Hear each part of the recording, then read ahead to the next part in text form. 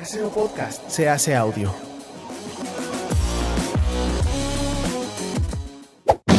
¡Chavos, banda! Este programa es patrocinado por ustedes mismos. Si quieren apoyar nuestro proyecto, lo pueden hacer por medio de Patreon en patreon.com/herejes el podcast.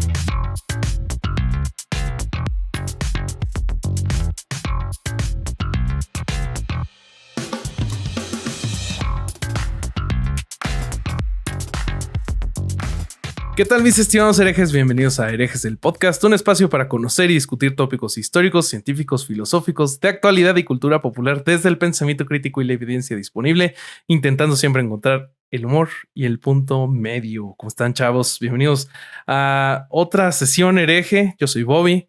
Como siempre, me acompañan mis hermanos, amigos y abogados del diablo, Alejandro Vázquez Azpilicueta, el Vasco, el querido Vasco. ¿Cómo estás? Bien. Preparado para un tema que creo que nos va a divertir mucho, que lo hemos hablado un montón de veces y que creo que va a dar mucha cola. Y además emocionado, acabo de tener la primera entrevista de mi vida que va a salir para Neurosapiens, así que eso me genera mucha satisfacción. Que a alguien le interese preguntarme algo a mí me parece llamativo, así que estoy muy contento por eso y me alegra tener al invitado que tuvo parte primordial en eso. Sí, a mí también me alegra muchísimo. También les presento a la Katniss Everdeen de este distrito 12 llamado Herejes el Podcast. ¿Cómo estás, Corsario Alejandro Durán? Ahora sí se la mamó. Ay, lo imaginé asesinando a todos en el primer día. Sí es, ¿no? Sí. Sí, es una buena analogía. Muy bien, güey. Lo que pasa es que él trabajaría para Panem sin ningún problema. Él sería una espía de los... Sí. Él sería el que decide quién se muere, a quién mandarle fuego. ¡Ya, pendejos!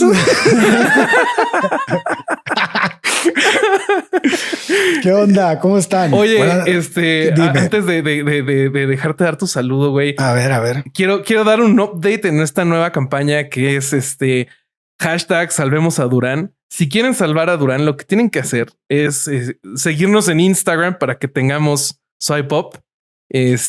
Nos faltan algunos cuantos seguidores más. Entonces, esa es la campaña. Salvemos a Durán. Muy bien. ¿Cómo Muy estás, bien. amigo?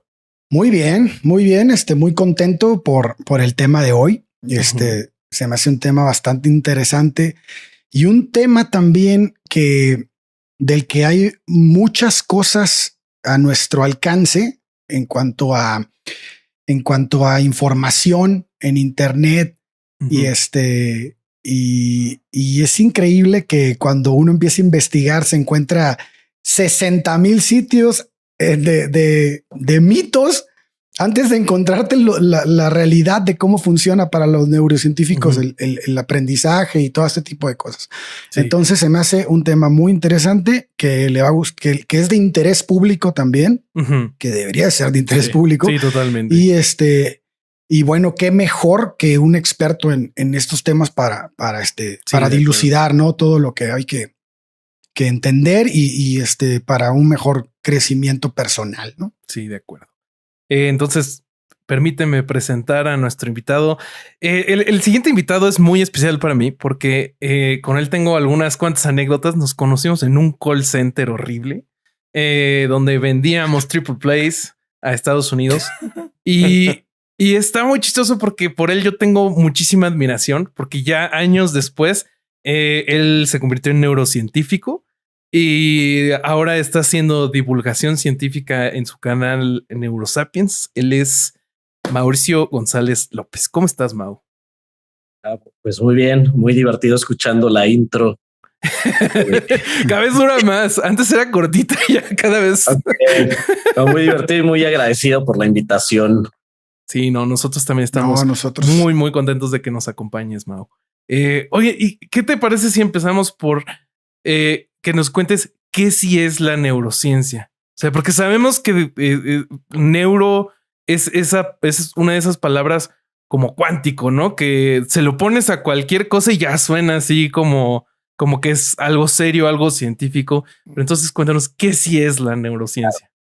¿Qué sí es la neurociencia o las neurociencias? Pues yo siempre que hablo de algo, tanto a nivel como divulgativo, como académico o en clase, me remonto un poquito a los orígenes de la palabra o a buscar por qué se llama así. Y neuro viene del griego para nervio. Ujú. Ajá. Ya entonces como neurociencia o como neurociencias, ahí nos podemos encontrar como que los dos términos. Para mí parecer lo correcto es llamarle neurociencias en plural y por lo tanto sería pues el estudio científico del sistema nervioso. Eso Ok. a grandes rasgos, ¿no? Ujú. Por estudio científico, pues obviamente generando conocimiento que siga el método científico. Ok. Y así de simple, pero al mismo tiempo no tanto.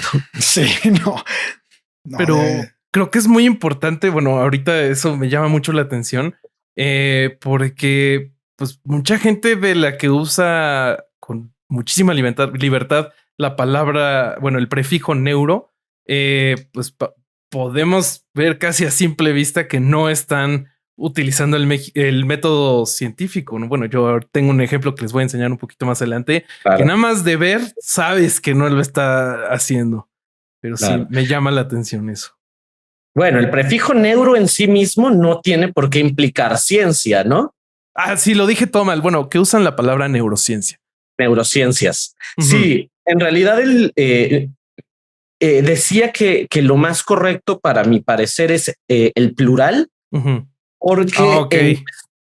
en nuestra arrogancia, pues hemos llegado a decir que el cerebro humano es el sistema más complejo de todo el universo, ¿no? Claro. mm, Eh, pues sí lo es hasta donde sabemos, ¿no?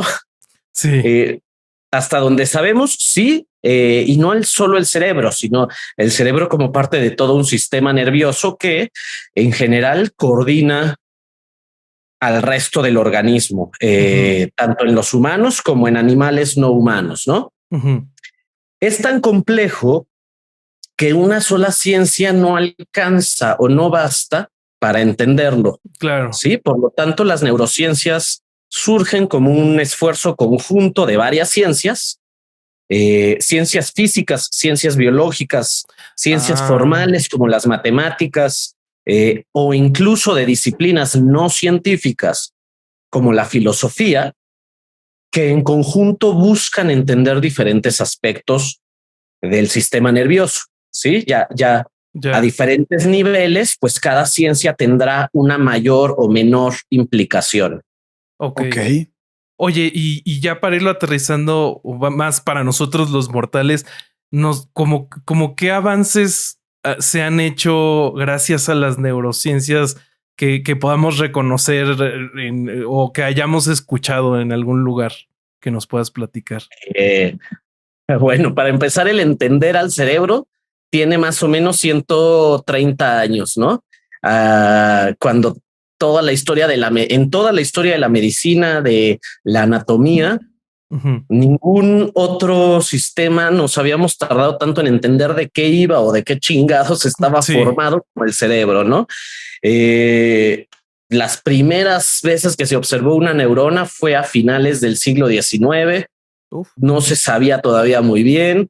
La palabra neurociencia se utiliza por primera vez en 1970 más o menos, ¿no?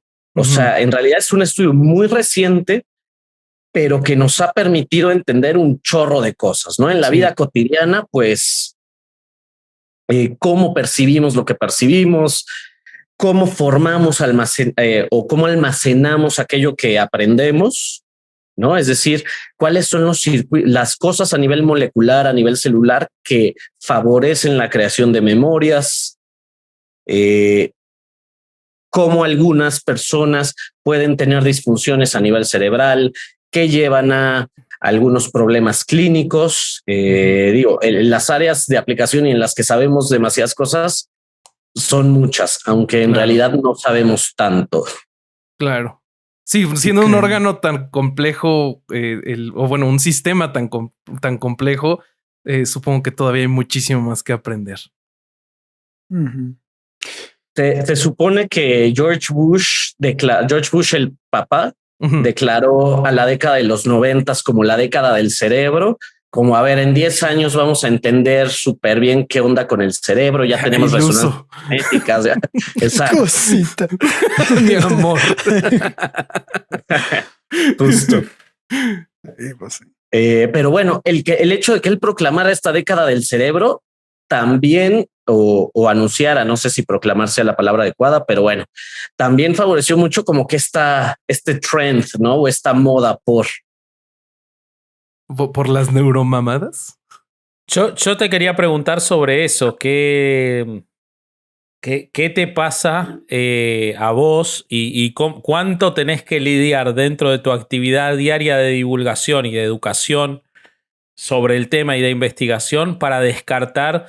Yo estaba investigando el tema, encontré un libro que se llama Neurocientismo versus Salud Mental, en el cual los autores Ujú. propugnaban la idea de que hay un abuso de la idea de la neurociencia, que además se la trata como una sola cosa, a diferencia de lo que estás hablando vos de las neurociencias, y en lo cual hay mucha neuropseudociencia que termina dejando de lado un montón de campos que también son importantes para el análisis y además en el que se van metiendo bajo esa excusa de lo neuro todo lo que no es. Entonces, mi pregunta doble sería, ¿por qué vos suponés que estamos ante esta explosión del neurocientismo en el cual se habla de cosas que realmente no son neurociencias y se le pone ese título o que se las trata banalmente y de manera incompleta? Y, o sea, las razones y qué te pasa a vos con todo eso en el ejercicio de tu profesión y de la divulgación. ya está bien amplia, pero que voy a tratar de hacerlo de primera Es instancia. para ya no hablar en el resto del programa que lo hago. Yo ahora ya no tengo necesidad de hacer más nada. Parecí inteligente con la pregunta y ya está, ya terminé mi trabajo de hoy. Y me pagan, Bobby y Alejandro me depositan por esa pregunta nada más. Entonces, bueno, adelante, todo tuyo. Ok, ¿qué da lugar a este neurocientismo? ¿No? Nuevamente, si entendemos como que neurocientismo, eh, una gran causa yo creo que es o tiene sus orígenes en la falta de identidad científica en la psicología. Ok. ¿No? O sea, esto viene como que un poquito atrás. ¿Por qué? Porque si te fijas, el neurocientismo está sobre todo en lo que pretende explicar el comportamiento, ¿no? Hay otros, pero donde más fuerte lo vemos es en cuestiones de comportamiento y de salud. Sí. La psicología en sí misma es una ciencia que no está vista como tal y no está practicada como tal por los mismos psicólogos. Y eso pues es un gran problema para el comportamiento, para el estudio científico del comportamiento. Al no haber esta credibilidad científica tal vez en la psicología, llegamos a algo que se le ha conocido como el neurorealismo, ¿no? Entonces, eso que la psicología no nos está dando científicamente, y no porque no lo sea, la psicología en sí es una ciencia propia que aporta mucho a otras, pero si la gente no lo está haciendo bien o la mayoría de los practicantes de psicología son practican pseudoterapias y pseudociencias, pues obviamente la comunidad de alguna manera no la va a considerar como tal y el neuro se vuelve una forma científica de tapar o de enfrentar esos temas. Exacto. Ok. Entonces creo que una primera causa está ahí en la falta de conocimiento sobre lo que es la psicología científica en realidad. Bueno, sabrán que yo soy psicólogo de formación, entonces yo peleo mucho por la cientificidad de la psicología, pero eso pues es una de las primeras, pues digo, no causas, pero sí factores que identifico. Otra es la necesidad o la visión científica de monista de la vida, ¿no? Los científicos somos monistas, es decir, todo es material. estas cosas de espíritu, estas cosas de algún alma, mente, no existen, no son cosas que podamos estudiar si existen. Y por lo tanto, no son objeto de preguntas científicas. Ok. ¿Sí? Ujú. Si alguien quiere creer en ello desde cualquier perspectiva, pues está chido, ¿no?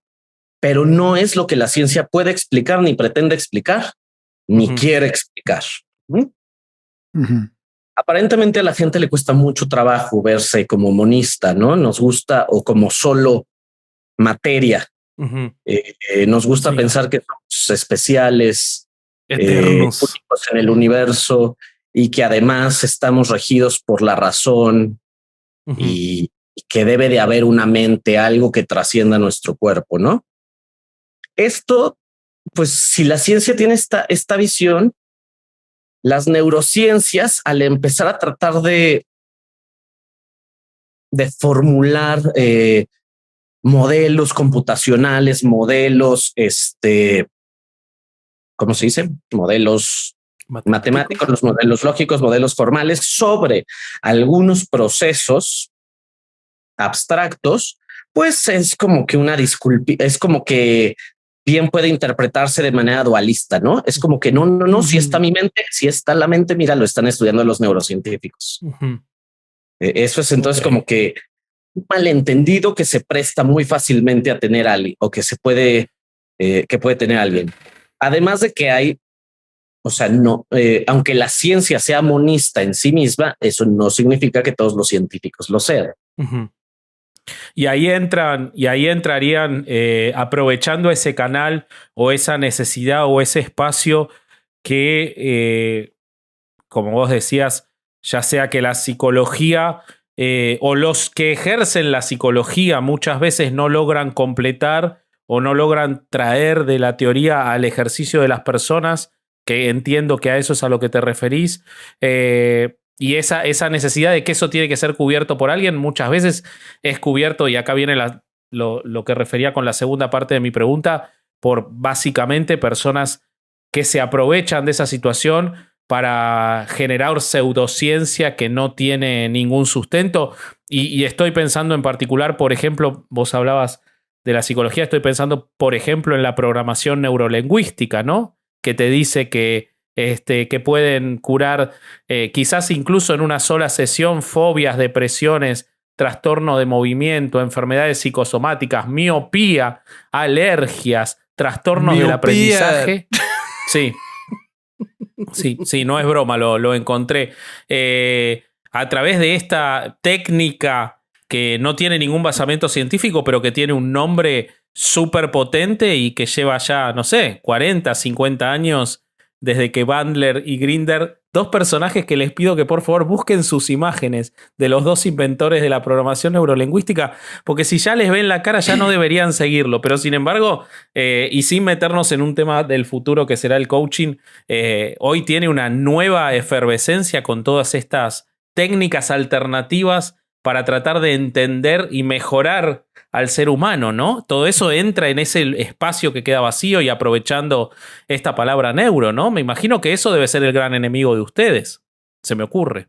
La programación neurolingüística es para mí de las peores formas de pseudociencia y pseudoterapia que existen.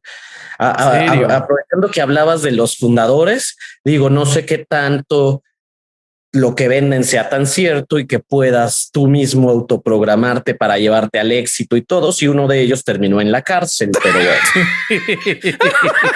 Tal vez el éxito para él era la cárcel. Es un concepto muy abstracto de éxito.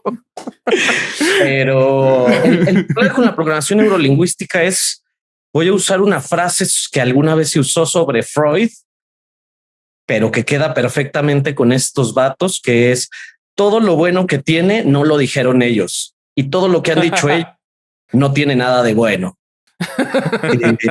A ver, contanos por qué. Es en realidad la PNL es como que una combinación de cosas tomadas de diversos, de diversos enfoques, que de verdad de neuro no tiene nada, ni de programación, ni de lingüística, ¿no? Ahí ninguno de los tres está como que ni remotamente bien empleado.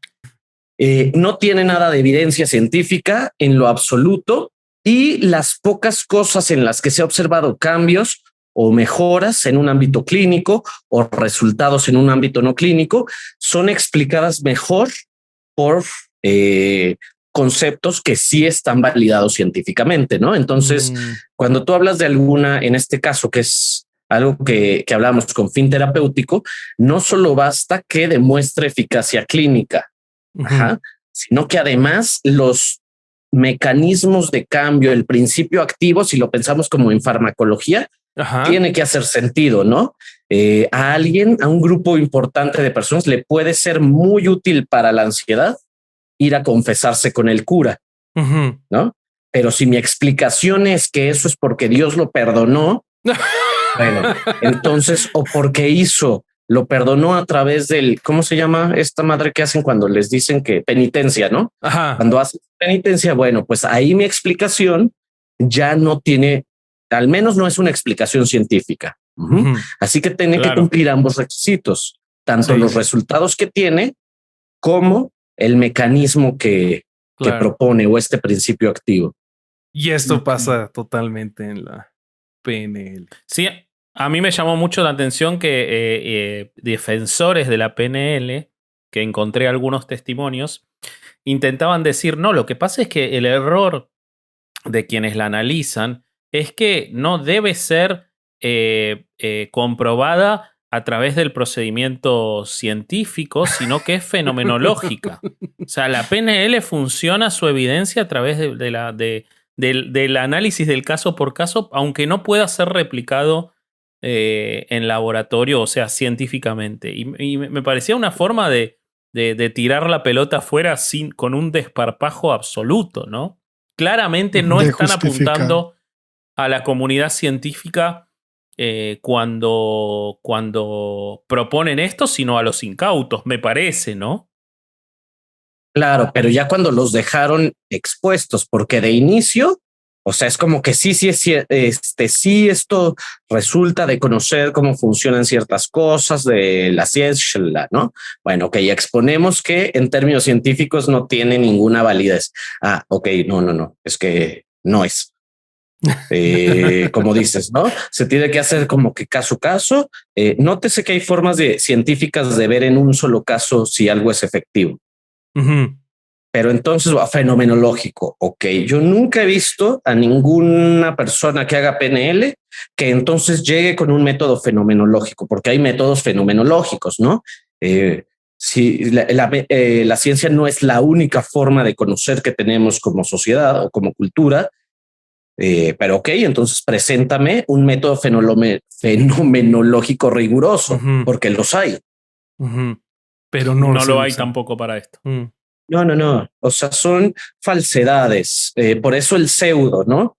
Sí, claro. Así es. Fíjate que yo lo que a mí lo que me llama mucho la atención de este tema es que viendo diferentes casos en los que se utiliza la neurociencia como término para darle validez a una idea que no lo tiene, es la forma de volver las cosas un poco más reduccionista, ¿no? Es el de entender el cerebro, por ejemplo, de una manera más reduccionista. ¿Y cómo lo hacen? Es que un lado del cerebro sirve para una cosa y el otro lado del cerebro sirve para otra. Y se chingó.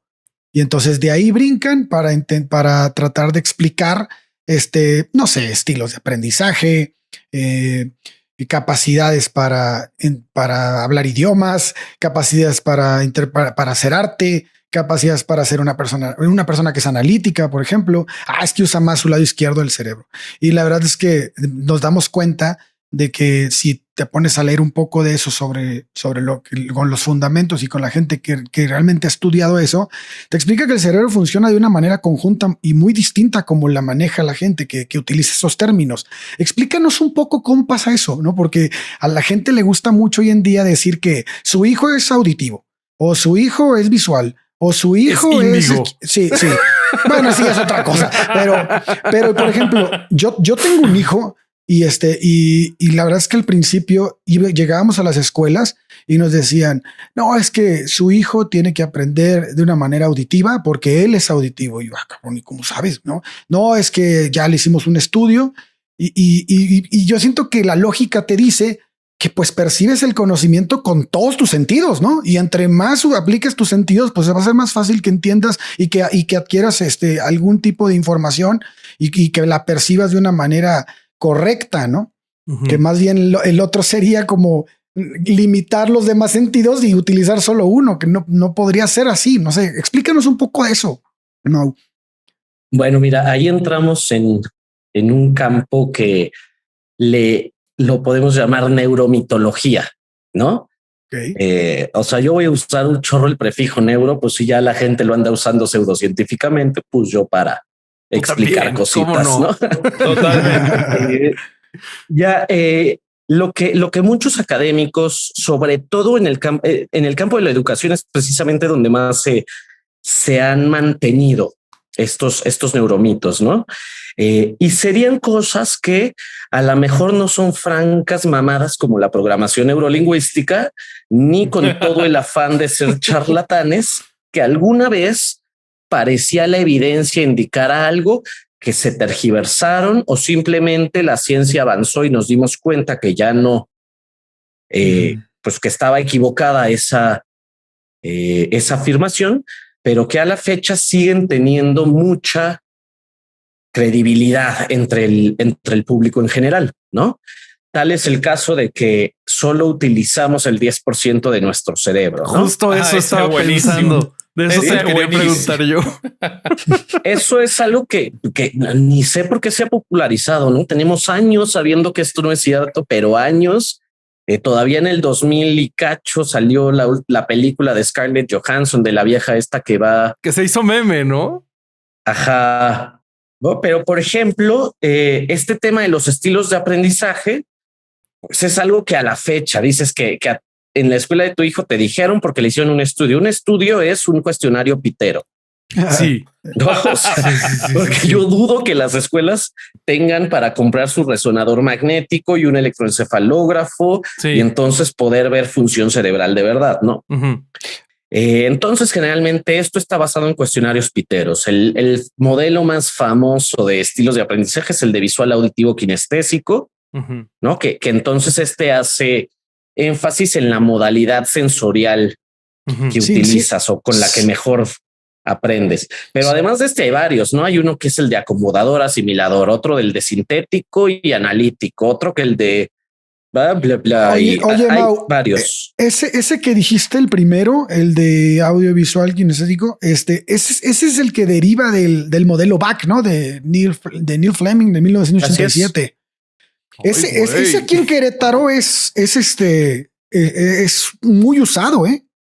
Aquí hay universidades donde todavía lo usan, güey. Ajá. Y las escuelas gastan un dineral, pues en aplicarle estas pruebas individuales a cada persona, ¿no? El papá cree que esta escuela le va a dar pues, su estilo de aprendizaje individualizado, en fin, obviamente pues cobran más a los padres también por esto. Y al final no hay ninguna evidencia que diga que aprendes mejor si siguen esto que además te lo detectaron por medio de un cuestionario.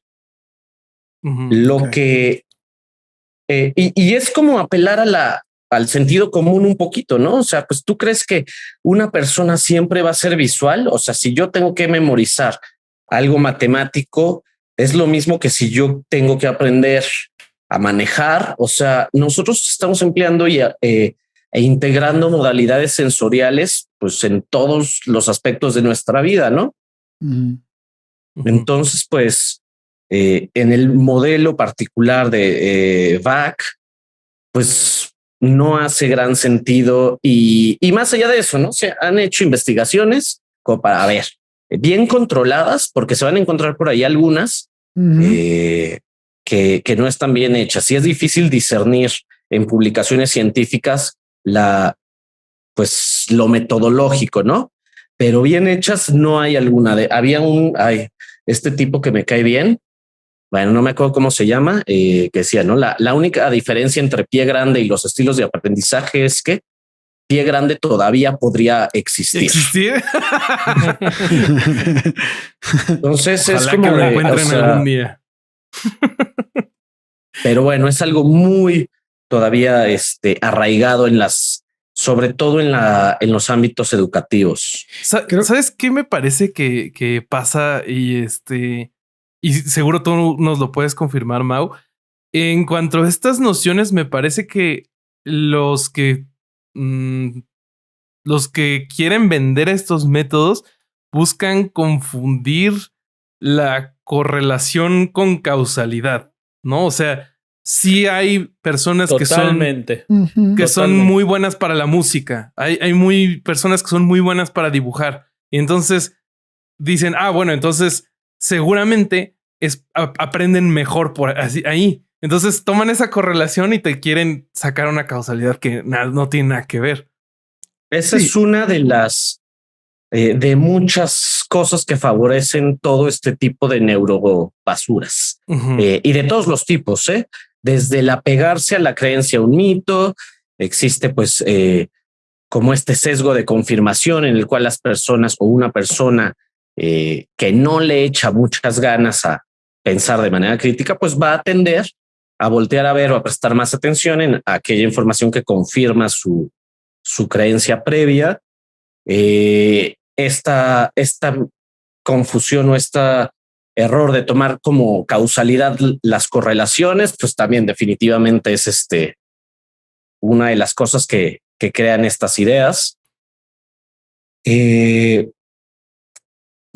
en términos como mercadológicos, pues también el cerebro en sí mismo vende. Sí, o claro. sea, Claro hay que sí. una... en las listas de bestsellers están arriba cualquier libro que diga neuro. Está hoy arriba de todo. Sí, es que se aprovechan mucho de esta etiqueta que tienen ahorita la medicina, que el cerebro todavía hay muchas cosas que no se saben y no se entienden de él. Entonces, al haber esta lagunota, mucha gente se aprovecha, o sea, para decir lo que quiera.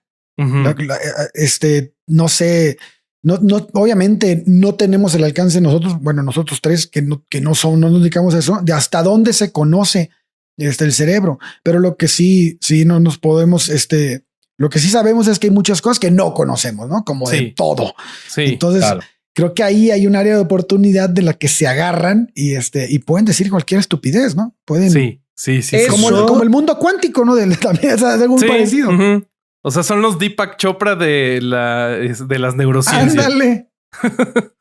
Sí, porque además ni siquiera termina de haber un buen entendimiento de lo que sí sabemos. O sea, no es tan fácil como que, ya, la ciencia sí sabe cosas, falta mucho, pero hay cosas que ya entendemos bien, que ya sabemos.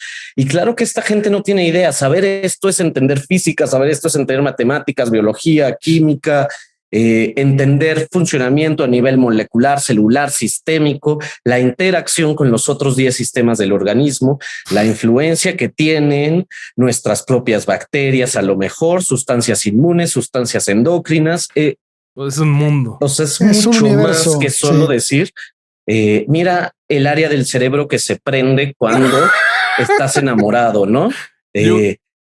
Esa es de la peor clase de neuromierdas que hay desde mi punto de vista. Oye, pero justo a mí algo que me llama mucho la atención es hasta dónde se llega a meter este tipo de, pues ya como tú lo dijiste, neuromierda. Y pues mire, me puse a investigar y así nada más poner de curso neuromarketing. Me encontré neuromarketing aplicado, impartido por la Universidad Iberoamericana. Discúlpame, Universidad Ibero, pero te tengo que quemar por esta mamada.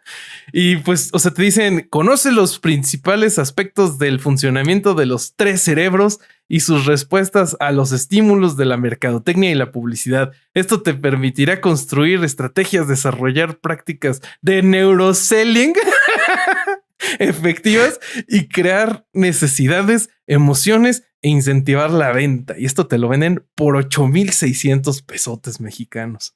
Y también me encontré una plática en TEDx que se supone que dan pláticas serias. Sí, exactamente. Y güey, justo me encontré un caso que platicado por David Juárez Barón, Ya sé quién es. que dice que él para L'Oréal en Bucarest hizo una investigación en donde se medía el nivel emocional en mujeres adultas con casos repentinos de acné para poder empatizar con ellas y mostrarles que sí se conoce su dolor y que L'Oréal sí va a ser capaz de ofrecerles una solución. O sea, así de simplista es lo que está ya del lado del marketing. Está cañón, ¿no? Eso es lo que yo creo que es a lo que Durán se refería por reduccionismo, que más que no es reduccionismo en sí. No lo toqué porque no me quedó clara la pregunta cuando lo hiciste, sino que es un fenómeno que se llama como inferencia en reversa, ¿no? Ok. Como si yo pudiera inferir a partir de cualquier estado fisiológico, sea una imagen por resonancia magnética que yo esté viendo que aumentó la activación en cierta área, o por un electroencefalograma donde yo observo cambios en la actividad eléctrica del cerebro a lo largo del tiempo, pero hay otras como la frecuencia cardíaca, la sudoración de la piel. Ninguna de esas yo puedo decir que está relacionada directamente con una emoción, ¿no? O con un estado ya a nivel psicológico. Eso sería como esta inferencia a la inversa. Mucho surge de, bueno, por ahí de 1990, un poquito antes, pues el boom, la resonancia magnética, ¿no? Una forma de estudiar al cerebro con una muy buena resolución espacial, es decir, identificar muy precisamente en qué zona pasa algo, pero es muy fácil que yo le muestre a la gente una de estas imágenes. No sé si han visto una imagen de resonancia magnética, a mí me han hecho como 3. Ok. Prácticamente lo que muestran estos estudios pues son un cerebro en tercera dimensión o en 3 planos, y ahí con algún colorcito brillante las zonas que se activaron, ¿no? Estos mapas suelen mostrar como estos mapas de activación que, si no entendemos el sustrato o la base de lo que mide la resonancia, pues yo me puedo creer que es una activación de ahí, ¿no? La resonancia magnética lo que hace es medir cambios en la oxigenación, para empezar. Entonces, ni siquiera es una medida cerebral, es una medida indirecta de metabolismo. Es decir, yo asumo que si en una zona particular del cerebro está más activa, pues va a tener más consumo de oxígeno. Pero además, por sí sola tampoco hace sentido. Una resonancia magnética se tiene que comparar con condiciones control para darme mapas estadísticos. Así que en realidad yo estoy viendo mapas estadísticos del cambio de oxígeno como medida indirecta de la activación cerebral. Sí, eso ya es bastante más complejo y menos directo que solo decir que se activó esa parte porque el hombre está celoso, ¿no? o que las chavas están tristes porque les salió acné de un día para otro. Yo lo que me refería cuando igual y yo no me expliqué bien, pero yo lo que me refería con reduccionista. Es habitual. Sí, eso es normal. Entonces, yo a lo que me refería con reduccionista es este tipo de estudios que hay un montón en Facebook, por ejemplo, o en cualquier red, en cualquier parte de Internet, en donde te dicen que el cerebro del lado izquierdo funciona únicamente para una cosa y el cerebro del lado derecho funciona únicamente para otra.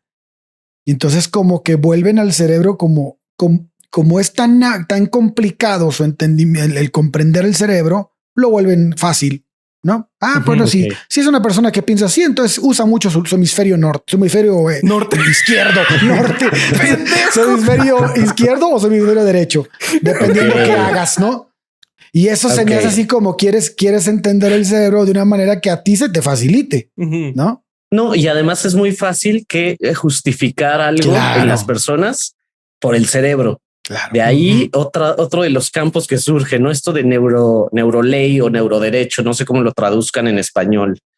No manches, pero es como buscarle a la defensa pues en la disfunción cerebral, ¿no? Como esa sí la hace una de verdad, un trastorno psicológico no, o un trastorno de conducta. Sí, es como una disculpa. La gente, si te dicen tienes que tomar un fármaco para tu trastorno de atención, por déficit de atención. Si no, tú solito debes de poder, tú solito, o de ansiedad, ¿no? Aquí es cosa de control.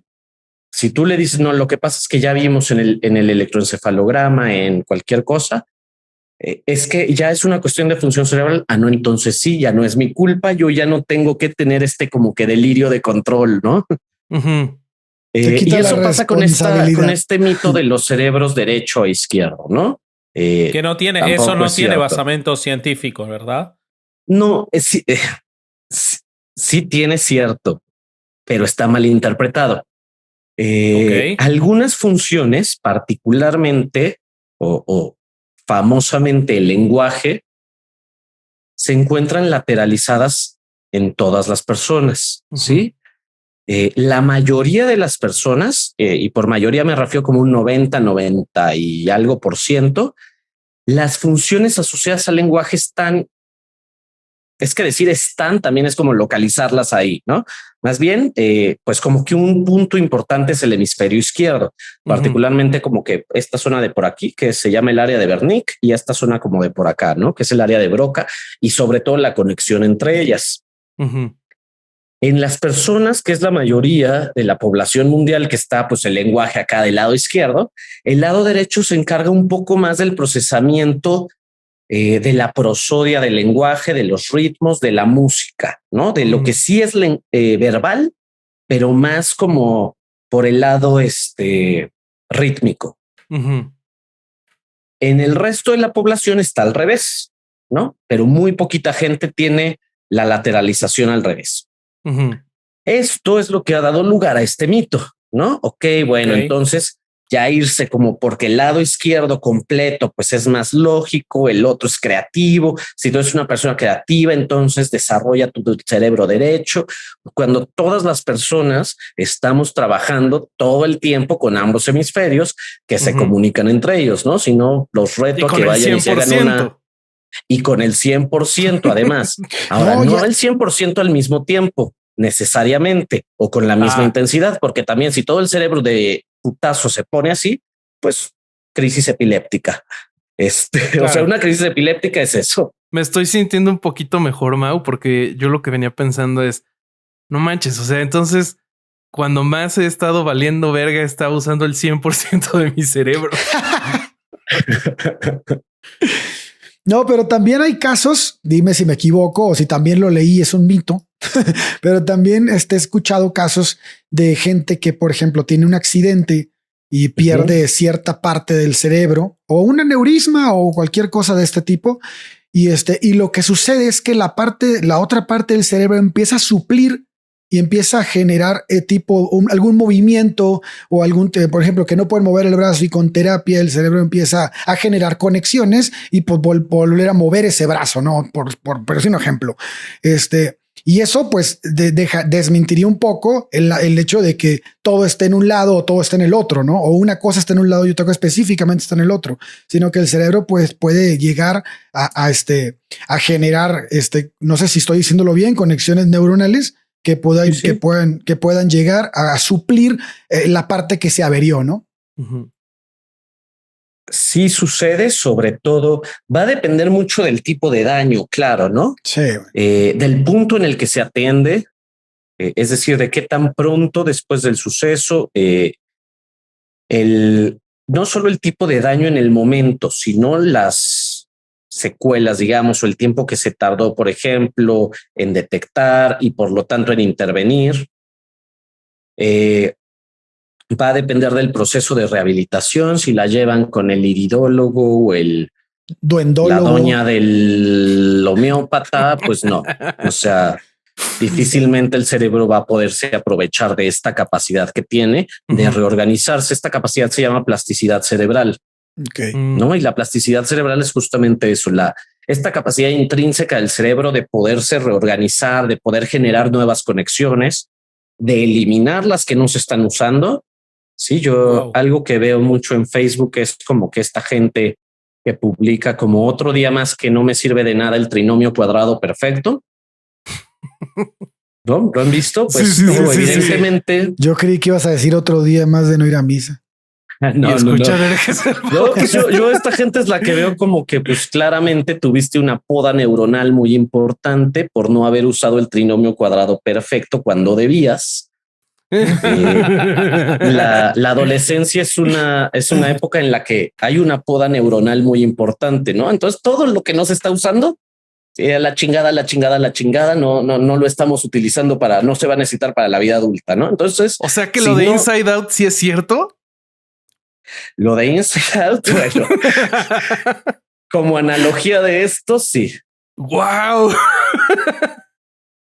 Y la adolescencia es un periodo crítico para ello, ¿no? Hay cosas que si no ejercitaste en términos de razonamiento, de lógica y eso, durante algún periodo crítico, por ejemplo, en la adolescencia, pues ya te perdiste el chance, ¿no? No es que sea imposible, pero ya va a ser mucho más difícil. Ahora, si tú fuiste alguien que durante la adolescencia se favoreció en estos procesos, pues probablemente tengas esas mejores herramientas cognitivas en la edad adulta, pero además que se pueden mantener hasta la vejez y seguir favoreciendo nuevas y nuevas.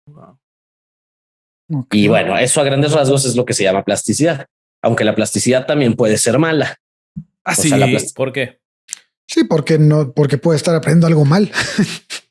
Claro, o un caso muy concreto de plasticidad mal llevada por el cerebro, por así decirlo, ¿no? Un trastorno por estrés postraumático. O sea, ahí el trastorno por estrés postraumático se deriva de esta plasticidad del cerebro, de reacomodarse todo, que da lugar a una cosa pues fea, ¿no? Entonces, pues es que en biología nada es que sea bueno o malo, ¿no? Claro. Afortunadamente no conoce de moral. Sí. Claro. Y entonces, pues es lo que más funcional resulta en el momento. Claro. Sí, claro. O sea, un veterano de guerra, supongo que, no sé, si escucha un helicóptero y está en una zona de guerra y para él significa peligro, en ese momento le va a servir esa nueva conexión. Pero cuando ya regrese a su vida de civil, si pasa un helicóptero y se paniquea horrible, ya no le sirve. Pero eso es independientemente de sus deseos y de la moral. O sea, al cerebro les sirvió, supongo, en ese momento y ya después ya no. Siento que sucede mucho en los deportes, ¿no? O sea, que por ejemplo, bueno, no voy a decir golf porque ya no me dejan hablar aquí de golf, pero vetado el tema. Pero por ejemplo, dejamos, pero atenete a las consecuencias.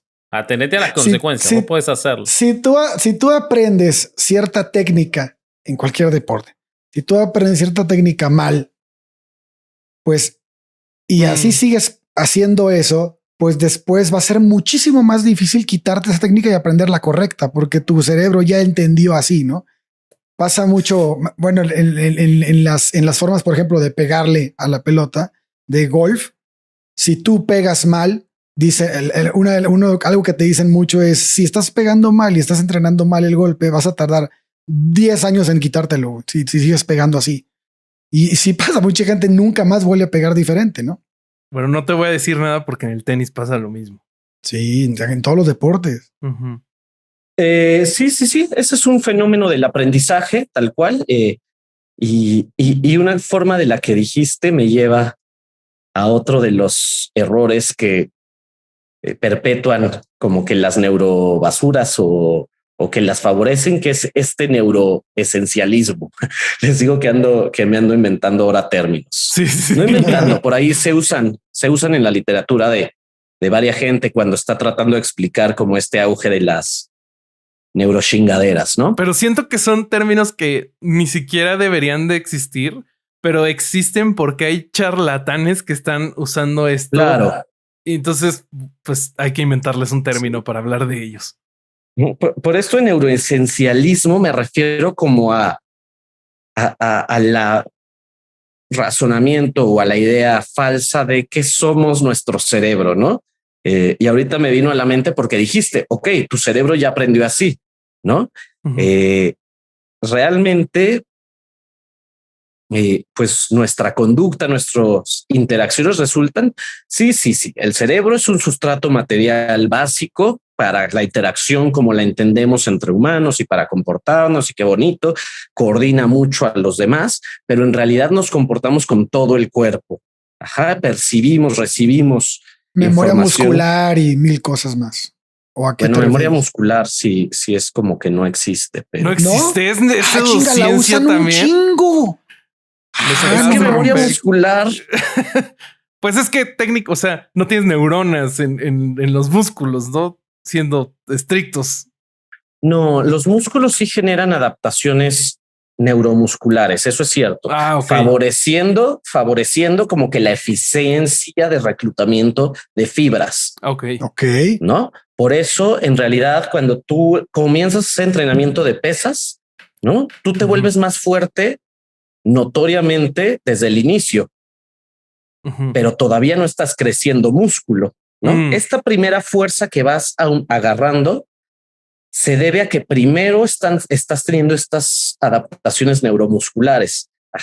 No es sino hasta que tu músculo ya se hizo súper eficiente para reclutar fibras que entonces se ve en la necesidad de crecer para seguir siendo más fuerte. Ya. Entonces, en ese sentido, Eso, sí eso me existen. pasó cuando empecé a levantar pesas. A mí me Sí, pasó eso. se te ve. Sí. A ver, enséñanos el bíceps. No, estoy bien así. Eso es para Patreon. Eso es para Patreon. Patreon nada más. Sí, es solo para Patreon. Yo te quería preguntar algo vinculado con eso. Que quiero saber porque justo me lo hizo llamar la atención Ale con lo que decía. El hecho de hay que ejercitar el cerebro y que hay que hacer y que los ejercicios que uno hace en determinada edad te van a favorecer luego en la vejez a evitar la demencia senil o el Alzheimer y que quien más lee después tiene...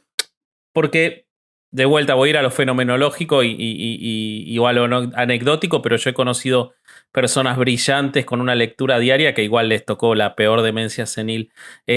¿Eso está comprobado científicamente? ¿Hay evidencia o es también una pseudociencia y una verdad de que se dice, pero que no tiene ningún sustento? Mira, esto que me preguntas es específicamente mi línea de investigación. ¿En O sea, serio? Ay, qué bien. el lindo. deterioro cognitivo. Es que lo ensayamos. Claro. Mira,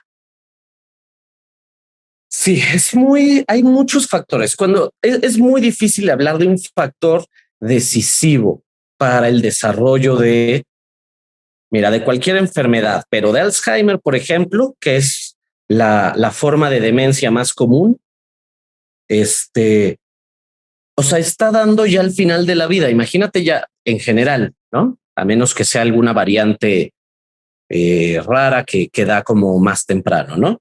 Pero está dando ya al final de la vida. Para los 60, 70, 80 años, ya la persona atravesó por un chorro de factores desde que nació. Es más, desde que estaba en el vientre materno, ¿no? Entonces, a lo largo de su vida va acumulando un chorro de factores, digamos, entre protectores y de riesgo, ¿no? Más los que ya trae genéticamente. Es como si al final, pues el cerebro, por ahí de los 50 años, pues dice, a ver, ya aquí es cuando ponemos el balance general de los activos, los pasivos, qué hiciste bien, qué hiciste mal, qué traes de genes, y se empieza o no a desarrollar como que estos procesos patológicos. Los ejercicios cognitivos, si la gente los empieza a hacer a los 50 años, ¿tú crees que van a causar ahí algún cambio? Si ya está como que acumulados los tapones, digamos, de proteínas que matan a las neuronas, claro que no. Yeah. Lo que sí es cierto es que uno de los grandes factores que decide sobre todo la severidad es algo que se llama la reserva cognitiva. La reserva cognitiva tiene que ver fundamentalmente con los años de estudio. Y los años de estudio porque es un reflejo de, al final, de cierto estilo de vida en términos cognitivos, ¿no? Pues alguien que tuvo más años de estudio generalmente leyó más, estuvo más tiempo activo aprendiendo, etcétera, ¿no? No es que como tal los años de estudio sean decisivos, pero pues esto es lo que terminan reflejando. Ujú. Ok. La alimentación, el ejercicio físico, pues lo que se dice una y otra vez, que ni siquiera hay que preguntarle al científico, ¿no? Un estilo de vida saludable que es comer bien, hacer ejercicio y dormir. Ujú. Claro, lo que esto pasa es que mucha gente que estudia mucho no come bien, toma mucho, duerme poco y no hace ejercicio, ¿no? O sea, ahora se está cambiando, pero sí hay no, una... entonces Vasco estudio se hablando va a describió. Es mi servir. autobiografía lo que Sí, estoy sí, sí, escribiendo, justo ¿no? eso pensé. Básicamente, o sea, yo soy un desastre en todo menos en estudiar mucho. No vienen hasta... Pues lo que te digo es como pues son factores que se suman, o sea, ninguno por sí solo es decisivo y obviamente mientras más tú le vayas dando como que una base sobre la cual actuar a cualquier intervención, o sea, sean estos ejercicios de cognitivos, una intervención de ¿cómo se dice? De rehabilitación, lo que sea, pues es como que tiene que trabajar sobre cierto andamio, ¿no? Y este andamio, pues es el que tú le das durante toda tu vida o el que tú construyes durante toda tu vida. Okay. Ya lo neuromamada ahí, pues podría ser, por ejemplo, en casos de mejorar cognitivamente, pues esto que dicen el gym talk para el cerebro, pues es muy común, ¿no? Es como justo como lo dijiste, entrena a tu cerebro, como entrenas a tu cuerpo, fortalécelo.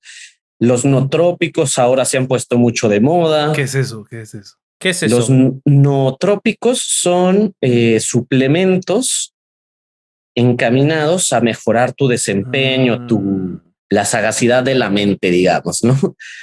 La mayoría tampoco O sea, tienen limitless, evidencia. ¿no? Sí, sí, sí.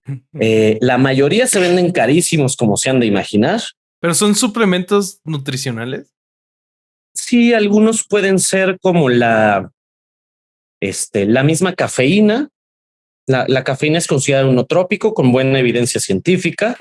Ahí luego les paso en mi canal tengo un capítulo de suplementos, pero hay otros como excelente. Vamos a ponerle el link abajo para que vean el capítulo de Mau. Sale. Otros ejemplos, pues son extractos de hierbas, que si la hierba del Que es el sudeste ginseng y esas madres. bueno, claro, el ginseng como que tiene buena evidencia, pero ok. pero no es que es que nada por sí solo es la panacea. Sí. Claro. Sí, no hay cura milagrosa, no hay no hay la fuente de la vida eterna. Claro. ¿No? Estos biohackers famosos. Hay una argentina que dice cada sandez por ahí muy famosa. Típico de argentino, por eso los odiamos. Por eso los odiamos. Sí. No los soportamos. Yo soy uruguayo, quiero aclarar. Hablo así porque soy uruguayo. No, tú eres vasco. Perdóname, pero tú eres vasco. Pero vos sabés que buscando la historia esta de la programación neurolingüística, el que la llevó a España fue un argentino también. Siempre estamos ahí preparados para la estafa maestra. No en sé la por punta qué. del pedo. También para Muy cosas bien. buenas, porque después vienen Sí. mi mamá y se enoja, que es muy argentina, mi mamá y se enoja de que hablo mal. No, yo amo mi país, pero estamos listos para estas cosas siempre. Claro. No, está bien. Tienen sus ventajas y sus desventajas. Sí. En psicología tienen muchas desventajas, pero no pasa nada. Son muy buenos en el fútbol.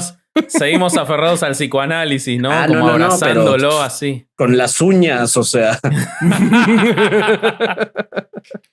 Y como que en México se desarrolló más el dios cuántico, ¿no?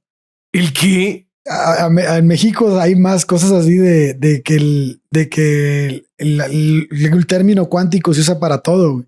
Nosotros exportamos eso, güey. Sí. Cabrones con libros y la madre. Bueno. Muchachos, pues, o sea, a mí lo que me queda de esto que nos está platicando Mau es algo que me llamó mucho la atención desde el principio, ¿no? De que las neurociencias, pues una parte fundamental es la parte de las ciencias, ¿no? O sea, si vas a hacer o hablar de esto, pues tiene que haber una investigación científica detrás, ¿no?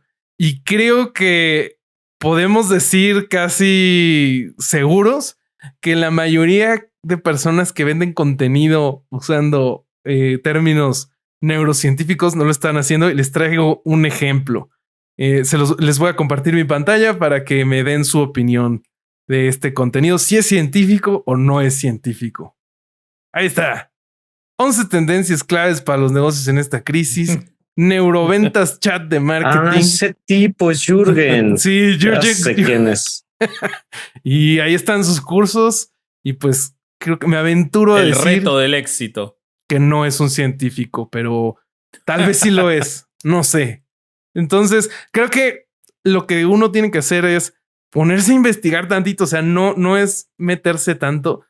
Como ya nos estuvo explicando Mau, las neurociencias son bastante más complicadas de lo que estos charlatanes nos quieren hacer creer. Entonces, con leer tantito antes de comprar un curso, de meterse a una terapia, creo que nos podemos evitar perder mucho dinero. Ustedes, muchachos, ¿qué opinan? Yo lo que quiero decir sobre este tema, y que lo venía pensando mucho mientras leía e investigaba, a ver, toda automedicación es mala, eso estamos de acuerdo, no hay que automedicarse. Y yo siento que la lectura liviana o el acercarse a estos cursos livianos que ofrecen soluciones rápidas para situaciones tan complejas de la naturaleza humana es una forma de automedicación del cerebro, de nuestra necesidad espiritual, si quieren decirle, de nuestra necesidad de desarrollo humano. Entonces, procuremos no caer en eso. Sin duda, puede haber lecturas muy interesantes y hay tipos que hacen cosas muy interesantes, pero como es muy difícil para los legos, para los que no somos especialistas, diferenciar la paja del trigo, no podemos dejar de consultar. Si tenemos una inquietud respecto de nuestra salud mental, que es después de todo lo que está detrás de todas estas necesidades, de estas lecturas, de consultar a especialistas, que los hay muy buenos y que están en condiciones de cuanto menos asesorarnos hacia dónde ir y hacia dónde no, y que no podemos estar considerando que en nosotros mismos vamos a encontrar la solución leyendo un libro sobre... De Tony Robbins. Sí, de Tony Robbins o por ir a un curso de programación neurolingüística o a una sesión. No nos olvidemos que el cerebro es una parte del cuerpo, es un sistema que necesita la atención adecuada por profesionales. Sí, de acuerdo. Corsario. Híjole, siento que se me quedaron como 300 dudas más. Sí. Pero el tema está buenísimo. Hay muchas cosas que no sabía, muchísimas, la gran mayoría. Uh-huh. Y espero que lo hayan disfrutado tanto como lo disfruté yo. Pues queda mucho que leer otra vez. Como queda siempre. Mucho que investigar, pero también queda mucho que preguntar, como dice Vasco, a las personas que están especializadas en este tipo de temas, como lo es Mauricio. Y bueno, pues la tarea es larga. La de siempre. Sí. Así que péguenle. Mau, ¿algún pensamiento final que te gustaría compartir? Y me gustaría terminar mencionando que más o menos tenemos 12 veces más neuronas de lo que hay personas en la Tierra. Wow. Estas neuronas forman entre ellas más de 100 billones con B de conexiones, o 100 trillones en los que usan el sistema el otro. Que estas neuronas están siendo alimentadas por 100 mil millones de vasos sanguíneos. Y con esto quiero decir que el cerebro es un órgano fascinante, interesante, que vale muchísimo la pena estudiarlo, que nos está llevando el entendimiento a cosas grandes, pero que se entienda con la complejidad que tiene y que por lo tanto, pues si no quieren cuidar su salud, siempre digo, cuiden su dinero mínimo, que eso parece como que dolerle un poco más a la gente, ¿no? Entonces el cerebro es chido, vale la pena estudiarlo, es muy complejo, pero se ha abusado de de este término, sobre todo por conflictos de interés comercial importantes. Claro. Muy Oye, bien. Mau, cuéntanos por favor un poquito antes de que nos despidamos, de tu canal, de lo que estás haciendo de divulgación científica para los que te estén viendo o escuchando hoy, te puedan seguir. Ok. Bueno, yo tengo un proyectito que surgió en el confinamiento, que es Neurosapiens. Ese surge como una forma de divulgar un poco de ciencia, pero desde el laboratorio, ¿no? Para mí, los científicos nos tenemos que meter más a la divulgación, porque si no pasa, pues lo que estamos viendo mucho en la actualidad, ¿no? Ujú. Mucha malinterpretación y malinformación. Entonces, de esa idea surge Neurosapiens como un proyecto tanto de divulgación como educativo. Ujú. Por ahí se están preparando algunos diplomados. En el caso de mi canal, en YouTube se encuentran hasta ahorita lo que más me he enfocado es en una serie que se llama Insights. Y en esta serie, pues tengo invitados como de todo el mundo, muy reconocidos. Aprovecho como que mi posición académica un poco para jalarlos. Y la verdad es que han habido programas muy interesantes. Tenemos pues de universidades de Harvard, de España, de la Universidad de Complutense de Madrid, de la Autónoma de Madrid, de por acá, pues de la UNAM, de otras instituciones, de por allá tenemos de Stanford, de varias universidades, con gente, pues pensando que no todo el mundo, o sea, hay que también tener como que una noción de ignorancia, ¿no? Ujú. Entonces mi idea ahí pues es que me apoyen ellos con algunos temas en los que a lo mejor yo no sé pues al 100%. Ujú. Y que además también poderlos acercar. Una idea que a mí me movía mucho era como estos que generalmente están en conferencias en inglés, pues traerlos como que al menos subtitularlo para que más gente de habla hispana tuviera acceso si es que no tienen como que el tema del idioma manejado. Así es que de eso va más o menos. Excelente. Entonces estás como, bueno, supongo que tu página es neurosapiens.algo o cómo te encontramos. No, en YouTube se encuentra el canal Neurosapiens. Si quieres, mejor te paso la lista de contactos para que los dejes. Va muy bien. Entonces síganlo y porque sí vale muchísimo la pena. Pero creo que con eso podemos terminar el programa, ¿no, muchachos? Muy bien, me parece. Sí. Pues entonces este fue otro domingo de no ir a misa y escuchar Herejes el Modman. Herejes el Modman es un villano de. Oh, mames, cabrón. Y listo. Inside my own mind, designed to dream the light. It shines so bright, it blinds, but also lights the way. You might just find yourself beside a sign that reads the